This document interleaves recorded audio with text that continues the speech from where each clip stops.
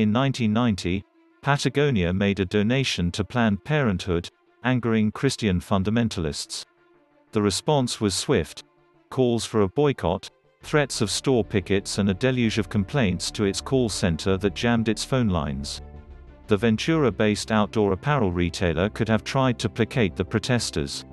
Instead, the company directed customer service representatives to respond: "Thank you so much for sharing your views. We want you to know that for every call like this we receive, we're donating an additional $5 to Planned Parenthood." The calls stopped pretty soon, recalled Vincent Stanley, Patagonia's director of philosophy. And the sales, as usual, kept chugging along. Politics has always been a minefield for businesses. But it used to be one they could avoid. 3 decades ago, it was all but unheard of for a major consumer brand to stake out a position on a hot-button culture war issue. Today, they're increasingly finding such positions thrust on them by societal upheavals too big to simply ignore, and activist customer bases demanding expressions of solidarity and meaningful action. The rise of conscious capitalism has bred in younger consumers, particularly, an expectation that the companies seeking their dollars should share their values.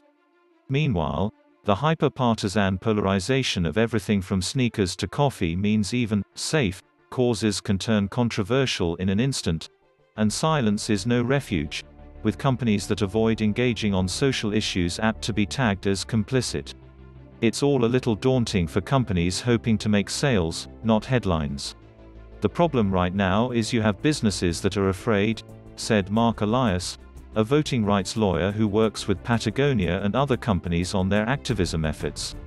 The instinct of most corporate leaders is to seek safety by staying with the herd and issuing only the blandest possible statements, he said.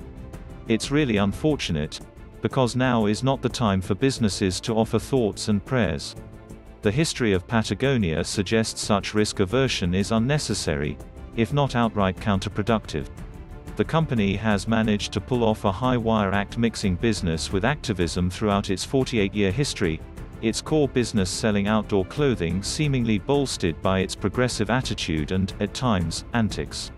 The retailer figured out a key lesson early.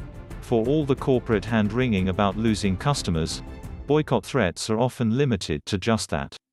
If you make products that consumers want to buy, your brand can function as a political platform with little risk to the bottom line, brand strategists say. Even the free publicity of a backlash can be advantageous. People often ask, are you a for-profit business or are you an NGO? Patagonia chief executive Ryan Gellert said. And the answer in my mind is yes.